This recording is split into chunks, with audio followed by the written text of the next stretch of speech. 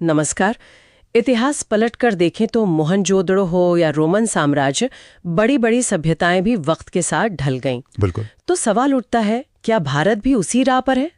आज हमारे सामने एक स्रोत है, शीर्षक है भारत का उत्थान और पतन, एक ऐतिहासिक विश्लेषण। तो आज हम इसी पर एक गहरी नजर डालेंगे। बिल्कुल। और इस विश्लेषण का जो मकसद है वो स्रोत में बताए गए उन ऐतिहासिक कारणों को समझना है जिन्होंने भारत के उतार चढ़ाव में भूमिका निभाई। हाँ। और खासतौर पे ये देखना कि लेखक आज के दौर के लिए इसमें क्या प्रासंगिकता देखते हैं। तो चलिए शुरू करते हैं। तो स्रोत की शुरुआत होती है भारत के सुनहरे अतीत से। ये बात वाकई ध्यान खींचती है कि प्राचीन भारत है ना, कभी दुनिया की सबसे बड़ी अर्थव्यवस्था था। हाँ, दुनिया की कुल आर्थिक उपज जीडीपी का करीब 33% हिस्सा। ये बहुत बड़ी बात है। बहुत बड़ी बात। और साथ ही नालंदा, तक्षशिला जैसे विश्वविद्यालय ज्ञान विज्ञान के अद्भुत केंद्र थे वो। हाँ, वो एक असाधारण दौर था। ज्ञान और समृद्धि का एक तरह से संगम था। लेकिन जैसा स्रोत इशारा करता है, ये हमेशा कायम नहीं रहा।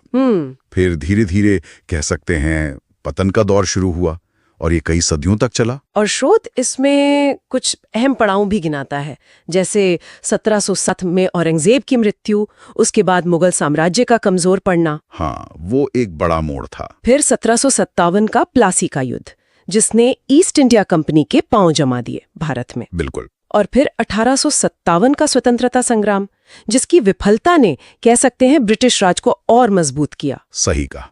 जब मैंने ये पढ़ा तो मेरे मन में यही सवाल आया कि भाई आखिर इतना बड़ा बदलाव आया कैसे? मतलब स्रोत इसकी क्या वजह बताता है? देखिए, यहाँ जो आकर्षक बात है वो ये कि स्रोत किसी एक कारण को जिम्मेदार नहीं ठहराता। अच्छा। बल्कि कई सारे फैक्टर्स, कई कारकों के मिले जुले असर की बात करता है। विश्लेषण में मुख्य रूप से 3 पहलू सामने रखे गए हैं।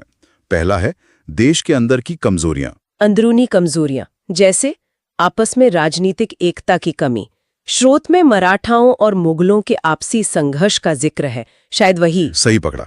हाँ, वो राजनीतिक बिखराव एक बहुत बड़ी वजह थी। और इसी से जुड़ी दूसरी बात थी टेक्नोलॉजी में पिछड़ जाना। टेक्नोलॉजी में किस तरह से? खासकर समुद्री ताकत के मामले में। यूरोपीय शक्तियों के सामने हमारी नौसैनिक शक्ति कमजोर पड़ गई थी। विश्लेषण का दूसरा मुख्य बिंदु है बाहरी आक्रमण और दबाव, जैसे तुर्क मंगोल हमलों से शुरुआत हुई। हाँ, और ये सिलसिला ब्रिटिश हुकूमत तक चला। और इसमें फिर अंग्रेजों की वो फूट डालो और राज करो वाली नीति, उसने तो आग में घी का काम किया होगा, जैसा स्रोत इशारा करता है। निश्चित रूप से उनकी नीतियों ने जो पहले से दरारें थीं, उन्हें और गहरा और चौड़ा किया।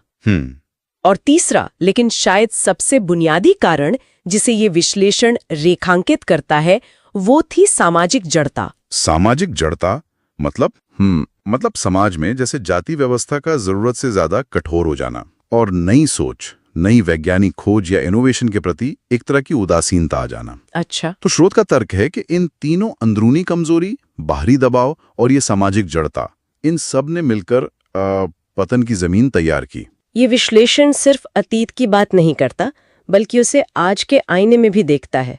ये बात थोड़ी चिंताजनक लगी मुझे।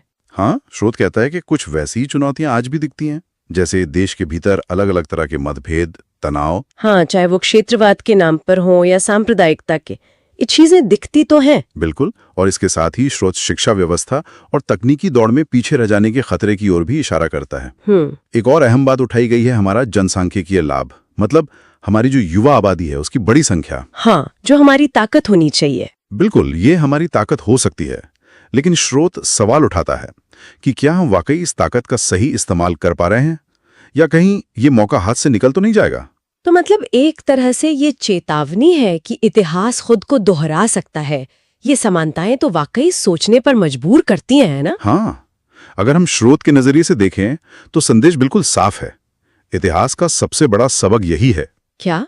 कि जो समाज या राष्ट्र अपनी कमजोरियों को वक्त रहते पहचान कर उन्हें दूर करने की कोशिश नहीं करते, वो पीछे रह जाते हैं। उन्हें अपनी प्रासंगिकता, अपनी रेलेवेंस बनाए रखने के लिए लगातार सीखना और बदलना पड़ता है। तो कुल मिलाकर इस पूरी चर्चा का सार यही निकलता है कि स्रोत हमें अपनी ऐतिहासिक गलतियों से, अपनी कमजोरियों से सबक लेने को कह रहा है। हाँ, ताकि हम पतन के उस रास्ते पर दोबारा ना चल पड़े। हाँ, बिल्कुल। और विश्लेषण इसी उम्मीद के साथ खत्म होता है कि भारत के पास अभी भी संभलने का और आगे बढ़ने का वक्त है, लेकिन बशर्ते हम समय रहते जागें। हाँ, और यहीं पर मुझे लगता है श्रोताओं के लिए एक अहम सवाल खड़ा होता है जिस पर वो खुद विचार कर सकते हैं क्या सवाल? कि स्रोत में बताई गई इन ऐतिहासिक समानताओं को ध्यान में रखते हुए इस जागृति का आज के संदर्भ में असल मतलब क्या होना चाहिए।